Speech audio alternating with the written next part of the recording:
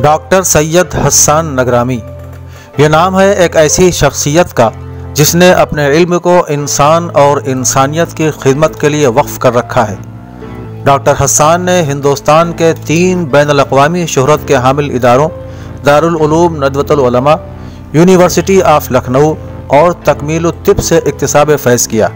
शुरू में वो उर्दू के उस्ताद रहे, लेकिन बाद में वो मरकज़ी तहक़ीक़ाती यूनानी काउंसिल से वाबस्ता हो गए और डिप्टी डायरेक्टर यूनानी काउंसिल के ओहदे से जून 2012 में सुबुकदोश हुए। आपने तिब्बी कुतुब के तराजिम और तहक़ीक़ के मैदान में तकरीबन 3 दर्जन किताबें तसनीफ़ की, जिनमें बाज़ किताबों के तो 10-10 एडिशन भी शाये हुए। अलावा अज़ीं उर्दू ज़बान में सैकड़ों अदबी व तिब्बी मज़ामीन दुनिया भर के मोतबर जराइद और रसाइल में शाये हो चुके हैं। मुतअद्दिद कौमी और बैनुल-अक़वामी अदबी व तिब्बी सेमिनारों में आपने तहक़ीक़ी मक़ालात पेश किए। डॉक्टर हसन नगरामी को उनकी अदबी व तिब्बी खिदमात के एतराफ़ में मुतअद्दिद सरकारी और गैर सरकारी एजाज़ात से नवाजा गया। 1974 में गालिब शख्सियत व फ़न पर साबिक़ वज़ीर आज़म आजहानी इंदिरा गांधी के हाथों नवाजे गए। 2016 में उत्तर प्रदेश के वज़ीर आला अखिलेश सिंह यादव ने उन्हें यश भारती अवार्ड से भी सरफराज किया। नाज़रीन आदाब, अवधनामा के ख़ास प्रोग्राम रूबरू में मैं हारून रशीद आपका खैर मक़दम करता हूँ। आज हम मुलाकात करेंगे यश भारती अवार्ड याफ्ता डॉक्टर हसन नगरामी से, जिन्होंने अदबी व तिब्बी व तहक़ीक़ तर्जुमे के मैदान में तकरीबन 3 दर्जन से ज़्यादा किताबें तसनीफ़ की हैं। तो आइए मुलाकात करते हैं डॉक्टर हसन नगरामी से। डॉक्टर साहब, आपका अवधनामा में खैर मक़दम है। बहुत शुक्रिया डॉक्टर हारून साहब। डॉक्टर साहब, सबसे पहले हम आपसे जानना चाहेंगे कि जैसा कि आपके बारे में हमने जाना कि आपने नज़वे में तालीम हासिल की, फिर लखनऊ यूनिवर्सिटी में तालीम हासिल की, फिर तिब्बिया कॉलेज में तालीम हासिल की, तो एक असातिज़ा का एक लंबा एक तवील फहरिस्त है। तो आप किन असातिज़ा से मुतासिर हुए ज़्यादा? मैं सबसे ज़्यादा मुतासिर होने वालों में अगर नाम लूँ तो पहला नाम मेरे वालिद मोहतरम हज़रत मौलाना सैयद मोहम्मद अब्दुल गफ्फार नगरामी का है। बेशक बेशक। जो मेरे मुरब्बी भी थे, मेरे उस्ताद भी थे और मेरे गार्जियन भी थे। उन्होंने बहुत सी नसीहतें मेरे साथ की, लेकिन 2 नसीहतें जो मेरे लिए मेरी ज़िंदगी में मिशल राह रहीं, उनमें एक बात तो ये कि अक्सर कहते थे कि बेटा मेहनत से पढ़ लो, आगे जो दौर आ रहा है मांगे से भीख भी न मिलेगी। जी। अब्बू की ये नसीहत हमारी ज़िंदगी में हमेशा चिराग बन के हमारे साथ रही।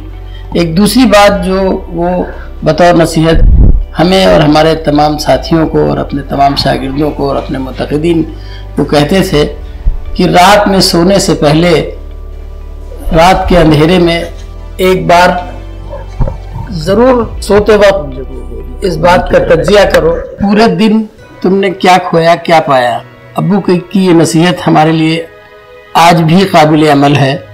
अगर मैं दिन में कुछ नहीं लिखता तो रात में उठ के 2-4 सफ़े लिख लेता हूँ, ताकि कम से कम उस दिन ये ना हो कि आज हमने सिर्फ खोया और कुछ पाया नहीं। डॉक्टर साहब, आपने तालीम तो तीनों जगह हासिल की, लेकिन आपने अपना जो समझिए कैरियर के लिए जिस मैदान को चुना वो तिब का मैदान चुना। तो आपने इन तीनों मैदानों में तिब को ही क्यों चुना? देखिए, माश तो उसका रास्ता अल्लाह ताला तय करते हैं। मेरा कैरियर तो बुनियादी तौर से उर्दू अदब से शुरू हुआ। अच्छा, ये इंकिशाफ है हम लोगों के लिए ख़ास तौर से। नदवतुल उलमा में तालीम हासिल करने के बाद उनमें कुछ असातिज़ा का नाम मैं ख़ास तौर से लेना चाहूँगा। हज़रत मौलाना सैयद मोहम्मद राबी हसनी साहब, जो आजकल नाज़िम हैं नदवे के। जी। हज़रत मौलाना सैयदुर रहमान आज़मी नदवी साहब, जो आजकल प्रिंसिपल हैं। हज़रत मौलाना अबुल इरफान खान साहब मरहूम हो गए। हज़रत मौलाना बुरहानुद्दीन साहब जो अभी हैं मौजूद हैं, और हज़रत मौलाना मुफ्ती मोहम्मद ज़हूर साहब, ये सब मेरे असातिज़ा थे। हज़रत मौलाना उवैस साहब रहमतुल्लाह अलैह, इन लोगों से तालीम हासिल की। और इसी ज़माने में मेरे अंदर उर्दू लिखने, उर्दू पढ़ने का ज़ौक़ पैदा हुआ, और ये ज़ौक़ हमें उर्दू के मुताले और उर्दू में लिखने पढ़ने का सबक देता रहा। नदवतुल उलमा की तालीम के बाद मैं लखनऊ यूनिवर्सिटी में दाखिल हुआ। वहाँ उर्दू शोबे में प्रोफेसर मलिक ज़ादा मंजूर अहमद जो उस वक्त नाज़िम मुशायरा की हैसियत से पूरी अदबी दुनिया में छाए हुए थे, उन्होंने मुझे उर्दू गज़ल पढ़ाया। और मुझे ये कहने में फ़ख्र महसूस हो रहा है कि उर्दू के सिलसिले में लिखने पढ़ने का जो ज़ौक़ पैदा हुआ, उसका सारा सेहरा प्रोफेसर मलिक ज़ादा मंजूर अहमद को जाता है। और जैसा कि मैं आपसे अर्ज़ कर रहा था कि मेरा कैरियर उर्दू में शुरू हुआ, तो चुनांचे 1974 में एक ऑल इंडिया उर्दू ऐसे कंपटीशन ऐवान गालिब दिल्ली की तरफ से मुनक़िद किया गया था, जिसमें मेरे मजमून गालिब फ़न और शख्सियत को पहला इनाम का मुस्तहक़ करार दिया गया था। चुनांचे 11 अप्रैल 1974 को उस वक्त की वज़ीर-ए-आज़म श्रीमती इंदिरा गांधी के हाथों मुझे पहला इनाम से सरफराज किया गया। उसके बाद फिर माश करवटें बदलता है, मुरूर अय्याम इंसान की ज़िंदगी में इनकलाब पैदा करते हैं, उसी के सहारे। और ग़ालिबन मेरी ज़िंदगी में कुछ तब्दीलियाँ आनी थी और मैंने फिर एक ऐसे फ़न का इंतखाब करने की कोशिश की जो अदब बराए अदब और अदब बराए ज़िंदगी दोनों की तर्जुमान हो। इसी ख्याल से मैं लखनऊ तक कॉलेज में दाखिल हुआ और वहाँ से 1978 में मेरी BMS की सनद के साथ फरागत हुई। आप डिप्टी डायरेक्टर भी रहे यूनानी काउंसिल के, और मुलाजिमत के दौरान आप एक मुआलिज भी रहे हैं, और उसके अलावा तसनीफ़ और तालीफ़ के काम में भी मुनहमिक रहे। सबकदोशी के बाद आप एक मुआलिज की हैसियत से ज़्यादा काम करना बेहतर समझा आपने, या मुअल्लिफ़ और मुसन्निफ़ की हैसियत से? दरअसल तालिब इल्मी के ज़माने से ही मेरे अंदर तसनीफ़ और तालीफ़ का शौक़ रहा, और फरागत के फ़ौरन बाद जो मेरी मुलाजमत का सिलसिला यूनानी काउंसिल में शुरू हुआ, वो लखनऊ तकमील तिब कॉलेज के अहाते में कायम एक लिटरेरी रिसर्च यूनिट थी, जिसमें मैंने सबसे पहले अदविये मुफरदा की सबसे अहम किताब किताबुल जामे लिमुफरदात अदविया व लग़ज़िया का उर्दू तर्जुमा शुरू किया, और ये तर्जुमा 4 ज़ख़ीम जिल्दों में शाये हुआ माशाअल्लाह। इसके ज़रिए से मेरे तसनीफ़ व तालीफ़ का ज़ौक़ तिब्बी मैदान में भी शुरू। तो इसका तर्जुमा डॉक्टर साहब किस नाम से किया आपने? ये चूँकि अरबी नाम है इसलिए मैं नाज़रीन के लिए पूछ रहा हूँ। उर्दू तर्जुमा, उसका उन्वान है उर्दू तर्जुमा किताबुल जामे लिमुफरदात अदविया व लग़ज़िया। ये अहम तरीन किताब है अदविया मुफरदात पर। इस सिलसिले में एक बात बहुत अहम कहना चाहूँगा जी कि इस ज़ौक़ को जिला हकीम शकील अहमद शमसी मरहूम से ज़्यादा मिली। हकीम शकील साहब उस वक्त उस यूनिट के प्रोजेक्ट ऑफिसर थे। उन्होंने मुझे बुला के तसनीफ़ तालीफ़ की तरफ आमादा किया। चुनांचे उन्होंने कहा कि ये जो सरकारी काम तसनीफ़ तालीफ़ के कर रहे हो, इसके साथ ज़ाती तौर से अपने तसनीफ़ तालीफ़ काम शुरू करो। और मेरी पहली किताब 1983 में इल्म तशख़ीस में सरीरियात के नाम से आई, जिसके तकरीबन 10 एडिशन शाये हो चुके हैं, और हिंदुस्तान के बहुत से मकतबों ने, पाकिस्तान में भी सब ने उसे शाये किया और सब उससे मुस्तफ़ीद हो रहे हैं। इस किताब के अलावा डॉक्टर साहब आपने तकरीबन 3 दर्जन किताबें तसनीफ़ की हैं, उसमें अदब, उर्दू अदब की भी हैं और ये तिब में भी, मैदान तिब से भी हैं। तो उर्दू अदब के अलावा हम ज़्यादा गुफ्तगू को मरकूज़ रखेंगे तिब पर। तो तिब के मैदान में इन अहम किताबों में से कुछ अहम किताबों के नाम बताएं जो बहुत ज़्यादा अहम है तिब के तलबा के लिए भी और आम लोगों के लिए भी। जी, आपने बड़ा अच्छा सवाल किया। इसमें बुनियादी तौर से मैंने पूरे तिब्बिया कॉलेजों में रायब निसाब का मुताला किया और ये देखा कि किन मौज़ूआत पर किताबें कम दस्तियाब हैं या बिल्कुल नहीं हैं। चुनांचे तारीख़ तिब एक ऐसा मौजू मिला जिसपे वो निसाब में एक मौजू की हैसियत से, एक मजमून की हैसियत शामिल था, लेकिन कोई किताब उस सिलसिले में मंजर आम पे नहीं आई थी। चुनांचे मैंने तारीख़ तिब पे मेहनत शुरू की और अल्लाह का शुक्र है कि मेहनत कामयाब हुई। मैंने मुख्तलिफ लाइब्रेरियों में करते हुए तारीख़ तिब अज़ इब्तिदा ता अहद हाज़िर एक किताब लिखी, जो 1989 में तरक्की उर्दू ब्यूरो के नाम से, जो आजकल national council for promotion of Urdu language के नाम से सरगर्म अमल है, हुकूमत हिंद का इदारा है, और आज उसके 7 एडिशन शाया हो चुके हैं, 8वां एडिशन ज़ेर तबाह है। और इस तरह से मैं तारीख़ तिब पे मैंने लिखना शुरू किया। दूसरी किताब मेरी तारीख़ इल्मुल अदविया आई, यूनानी तिब के तस्करा निगार तारीख़ के हवाले से आई। तिब 13वीं ता 15वीं सदी आई, और तिब माक़बल बुख़ारात ता जालिनूस आई, और अहद इस्लामी के शफ़ा खानों पर मैंने तारीख़ लिखी, और अभी तारीख़ तिब पे लिखने का सिलसिला जारी है। डॉक्टर साहब का तारीख़ तिब पर लिखने का सिलसिला अभी जारी है। डॉक्टर साहब, मुझे मालूम, जैसा कि आपके बारे में गुफ्तगू बाहर भी होती है, तो लोगों ने बताया कि आपने कुछ ऐसा काम भी किया है या कर रहे हैं जिसमें आप तज्ज़िया कर रहे हैं कि यूनानी तरीक़ा इलाज ज़्यादा कदीम है या जो आयुर्वेदिक तरीका इलाज है वो ज़्यादा कदीम है? डॉक्टर साहब, आपने अगर कुछ लिख चुके हैं या इस मैदान में कोई तहकीक की, बहुत मुख्तसर बताएं कि कौन सा तरीका इलाज ज़्यादा कदीम है? ये भी बहुत अहम सवाल है।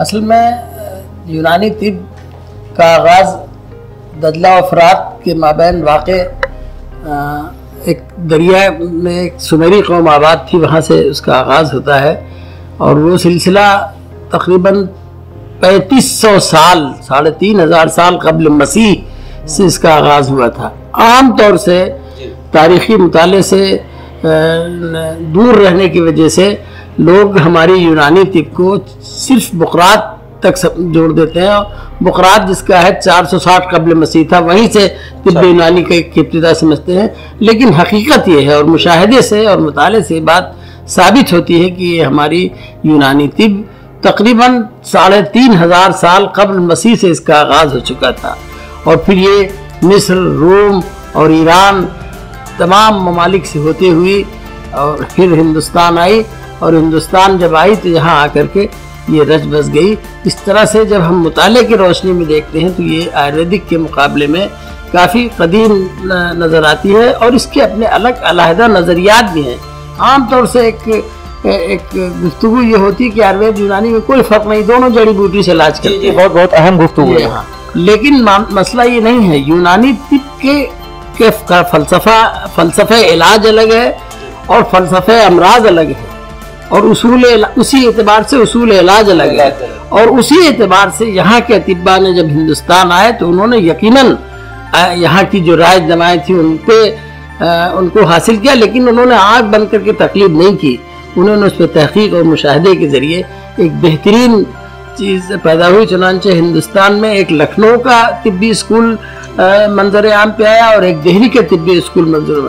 लखनऊ के तिब्बी स्कूल की जो इनफरादियत थी वो मुफरद इलाज यानी जड़ी बूटियों से इलाज करते थे और इस इलाज के ज़रिए उन्होंने अतिब्बाए जवाई टोला के नाम से ख़ानदान हकीम अब्दुल अजीज़ ख़ानदान अजीज़ी के नाम से एक नहायत शानदार सिलसिला तसनीफ़ तालीफ़ का और मुआलजे का कायम किया। आज अल्हम्दुलिल्लाह यहाँ तक तिब कॉलेज के फ़ारिग़ीन पूरी दुनिया में मुफरदात के इलाज करने में एक इम्तियाज़ी शान रखते हैं। बहुत अहम मसले पर रोशनी डाली डॉक्टर साहब ने, डॉक्टर हसन नगरामी साहब ने, कि तिब्बी जो ये यूनानी जो तरीक़ा इलाज है ये उसके आयुर्वेदिक के मुकाबले कदीम है। दूसरा अहम नुक्ता यह बयान किया जो बहुत अहम है कि लोग ये समझते हैं कि यूनानी तरीक़ा इलाज और आयुर्वेदिक तरीक़ा इलाज में कोई फ़र्क नहीं है, सिर्फ हिंदी उर्दू का फ़र्क है, जड़ी बूटियाँ वही है, सिर्फ बोलने में फ़र्क है, नाम में। तीसरी ये अहम बात मालूम है कि हम लोग ये समझते थे कि चूँकि डॉक्टर साहब का ताल्लुक उर्दू ज़बान अदब से भी है, हम लोग ये समझते थे उर्दू वाले कि सिर्फ उर्दू में ही स्कूल है, दबिस्तान दिल्ली, दबिस्तान लखनऊ। आज ये मालूम हुआ डॉक्टर साहब के हवाले से नाज़रीन को कि नहीं, यूनानी तरीक़ा इलाज में भी दो स्कूल हैं, एक लखनवी स्कूल है और एक दिल्ली स्कूल है। डॉक्टर साहब हम जानना चाहेंगे तिब्बी दुनिया के लिए यूनानी तिब में तस्नीफ़ व तहक़ीक़ जो आपने की है उसकी कामयाबी का ज़रिया इसी में, ये जो आपकी कामयाबी का ज़रिया बना यही तिब्बी तहक़ीक़ व तर्जीम है, इसमें और मज़ीद क्या इम्कानात आपको नज़र आते हैं? बेहतर सवाल है और आज ज़रूरत है इस सवाल पर गौर करने की, इस सवाल को संजीदगी। तो मसला ये है कि यूनानी तिब जब अंग्रेज़ हिंदुस्तान आए तो उन्होंने आयुर्वेदिक और यूनानी दोनों को ये कह के कि ये साइंटिफिक तरीक़ा इलाज नहीं है और उनके मनसूबाबंद मुखालफत शुरू की और इस सिलसिले में महात्मा गांधी और हकीम अजमल खां ने बड़ी मेहनत से, बड़ी कद्दोकाविश से हिंदुस्तानियों के जहन में बात बिठाने की कोशिश की। उधर दिल्ली में हकीम अजमल खां और लखनऊ में हकीम अब्दुल अजीज़ रहमतुल्लाह अलैह, इन दोनों ने उसको ये बताने की कोशिश की कि नहीं, एलोपैथिक से हमें फौरी तौर से इलाज ज़रूर होता है, लेकिन तिब्बे यूनानी का जो खासा है वो जड़ से अमराज के ख़त्म करने का, इसके लिए उन्होंने इस सिलसिले में कोशिशें की। अब हमारी नई नस्ल की जिम्मेदारी है कि हम इसमें नई नई तसनीफ़ तालीफ़ के ज़रिए, नए नए मुताले के ज़रिए, आजकल नेट पे तमाम मालूमात मौजूद हैं। आपको मालूम करके हैरत होगी, जान के हैरत होगी कि इस वक्त चाइना वर्ल्ड लीडर है जिसने पूरी दुनिया में हर्बल मेडिसिन के नाम पे रहनुमाई के फ़राइज़ अंजाम दिए हैं और दे रहे हैं।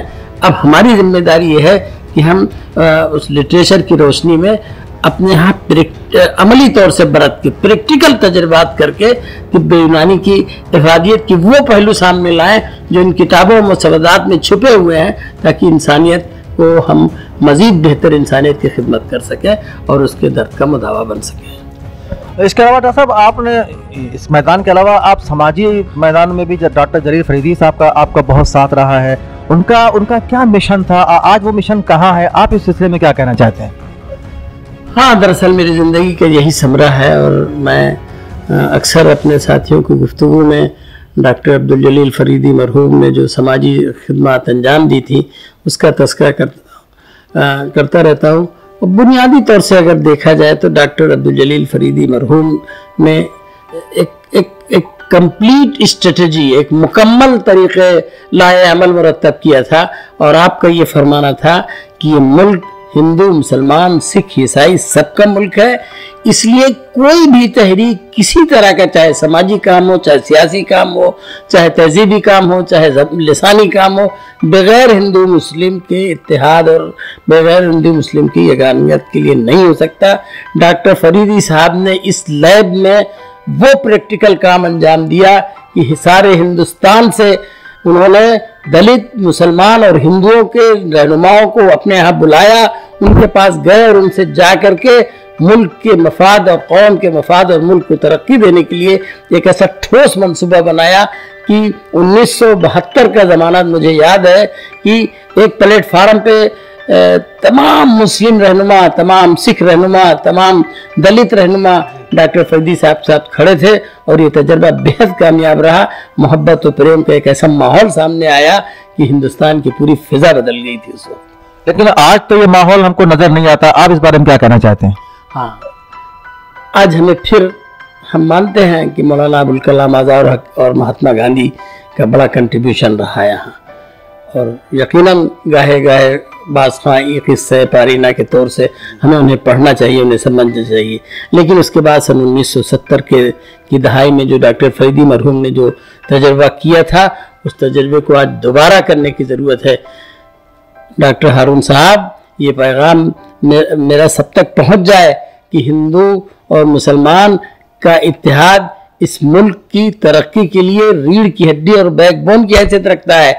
आप बताइए, जहां जिस मुल्क में खेत की मेड़ें एक साथ गले मिल रही हो, एक किसान का पानी दूसरे किसान के खेत में पहुंच रहा हो, क्या ये मुमकिन है कि मेरा खेत नशेब में हो और मैं नशेब से बुलंदी की तरफ पाऊं? नहीं, ये मुमकिन नहीं हो सकता। डॉक्टर फरीदी मरहूम ने कि उसी लाए अमल को आज अपनाने की ज़रूरत है। मायूसी कुफ्र है, कोई परेशानी की बात नहीं है। इस सिलसिले में ख़ास तौर से मुसलमानों की ये जिम्मेदारी होती है कि वो खुद आगे बढ़ कर के इस माहौल में अपने हुस्न अखलाक से, उसी अखलाक से जिस अखलाक से दुनिया ने हमारी शनाख्त कायम हुई थी और हमें पहचाना था, पड़ोस का ख्याल करके, पड़ोसी का जब जिक्र आता है इस्लाम में तो वहाँ कहीं हिंदू मुसलमान का जिक्र नहीं आता, कहीं सिख ईसाई का जिक्र नहीं आता। किसी परेशान हाल की मदद के जब आता है, अखिन का लफ्ज़ आता है अरबी में, आप जानते हैं अखिन के माने भाई के होते हैं। भाई के लिए कहीं कोई हदबंदी नहीं है, कोई कहीं से कोई डिमार्केशन नहीं, कोई इम्तियाजी खत नहीं है। इसलिए हमारी जिम्मेदारी एक बहैसियत मुसलमान, एक बहैसियत मुसलमान शहरी की ये होती है कि हम अपने साथ की कौम में अपने हुस्न अखलाक का वो नमूना पेश करें जिसके ज़रिए एक बार फिर आपसी मेल मोहब्बत का माहौल पैदा हो जाए, और इंशाअल्लाह उसके बाद हमें यकीन है कि हालात बदलेंगे, बेहतर होंगे, मुल्क भी तरक्की करेगा, कौम भी तरक्की करेगी। आपने देखा नाज़रीन, डॉक्टर हसन नगरामी साहब अपने तसनीफ़ और तारीफ़ के कामों के अलावा मिल्लत के लिए भी फिक्रमंद रहते हैं, और उन्होंने कहा कि हिंदू मुस्लिम इत्तेहाद होना चाहिए। इसके बगैर हिंदुस्तान की तामीर या उसकी तरक्की का इम्कान नहीं है, तसव्वुर नहीं किया सकता। हमने उर्दू अदब की बात नहीं की आपसे ना साहब, आखिरी सवाल के रूप में हम जानना चाहेंगे, क्योंकि आपके मज़ामीन और आपके मकालात और आपके सेमिनार में आपकी शिरकत उर्दू अदब के हवाले से, तिब के हवाले से नहीं, तिब के हवाले में तो आपने बहुत से काम किए, उर्दू अदब के हवाले से आपने जो काम किए हैं उनका इतराफ़ करते हुए ताज़ा किताब, ताज़ा तसनीफ़ कोई आपकी इधर जो आई हो उसके बारे में हम बता। मैंने जैसे आपको बताया था कि मेरे कैरियर का आगाज़ उर्दू लिटरेचर से ही हुआ था, और मुझे खुशी है कि शायद मेरे ज़िंदगी के कामों का अख्तिताम भी उर्दू अदब पे ही होगा। और आजकल मैं पिछले 3-4 साल से मुस्तकिल उर्दू पे लिख रहा हूँ। मैंने इस सिलसिले में कई मुशायरे, कई प्रोग्राम किए, कई उसमें अवध के तबीब शुअरा की अदबी खिदमत से सिलसिला मैंने शुरू किया। फिर अनवर जलालपुरी साहब पे मैंने सेमिनार किया, प्रोफेसर मलिक ज़्यादा मंजूर पे सेमिनार किया, और इस सिलसिले में मेरी कई किताबें ज़ेर तबा भी हैं। अभी जल्दी ही आज इत्तेफाक से हमारे महबूब शायर और नाज़िम मुशायरा अनवर जलालपुरी साहब की यौम पैदाइश भी है। उनके मैंने एक किताब लिखी है जो इत्तेफाक से छप के प्रेस से आई है, अनवर जलालपुरी शख्सियत और फ़न के नाम से। और अभी अमीर खुसरू पे हम एक मुस्तक़बिल में एक सेमिनार करने जा रहे हैं। इसके अलावा और भी बहुत से उर्दू के मज़ामीन ऐसे हैं जो हमारे जहन में हैं, और हमारी कोशिश ये रहती है कि हम मीर इकबाल और गालिब का एहतराम तो ज़रूर करें, लेकिन नई नस्ल और बीच की नस्ल जिसने उर्दू अदब के लिए अपना बहुत अहम ताउन पेश किया है, उसकी हिम्मत अफजाई और उसके अदबी शहपारों की रुनुमाई और उनका तारुफ भी साथ साथ चलता रहे, ताकि हम आगे के लिए एक नई नस्ल ऐसी तैयार कर सकें जो उर्दू अदब के लिए, अदब बराए ज़िंदगी के लिए और हिंदुस्तान के लिए, पूरे मुल्क और कौम के लिए एक अदबी, इल्मी और समाजी सरमाया बन सके। आपने देखा कि डॉक्टर हसन नगरामी ने जहां तिब के हवाले से गुफ्तगू की, वहां भी नई नस्ल पर कुछ जिम्मेदारियों का जिक्र किया कि उनकी ये जिम्मेदारी है कि उन तहकीकात को जो उनके असलाफ ने की हैं उनको वो आगे बढ़ाए, पूरी जिम्मेदारी था। दूसरी तरफ अदब में भी आपका ये कहना है कि हम मीर और गालिब को तो खैर सराहते रहेंगे और सराहे जाते रहेंगे, वो लोग बड़े, लेकिन जब तक हम नई नस्ल को या नई नस्ल से थोड़ा सा दरमियानी नस्ल के जो लोग हैं उनकी भी हौसला अफजाई ज़रूरी है, उन पर भी लिखना पढ़ना ज़रूरी है, उनके कलाम पर गौर करना ज़रूरी है, उनका तज्जिया और तनकीद करना ज़रूरी है। हम आपसे दुआओं के साथ आपसे इजाज़त चाहेंगे। बहुत बहुत शुक्रिया आपका कि आपने हमको इतना वक्त दिया। अवधनामा को अवधनामा के रूबरू में आपका एक मरतबा फिर शुक्रिया, उसका इजाज़त चाहेंगे। बहुत शुक्रिया अरुण साहब, आपका शुक्रिया और अवधनामा का शुक्रिया जिन्होंने बहरहाल हमें हमारी इस मरीज़ और कमज़ोर और ज़ईफ़ ज़िंदगी में एक बार फिर हिम्मत अफजाई का अहम काम अंजाम दिया है, और हमें यकीन है कि आपकी इस हिम्मत अफजाई से हम उर्दू की, तिब की और समाज की और ज़्यादा खिदमत करने के लायक हो सकेंगे। बहुत शुक्रिया, बहुत बहुत शुक्रिया।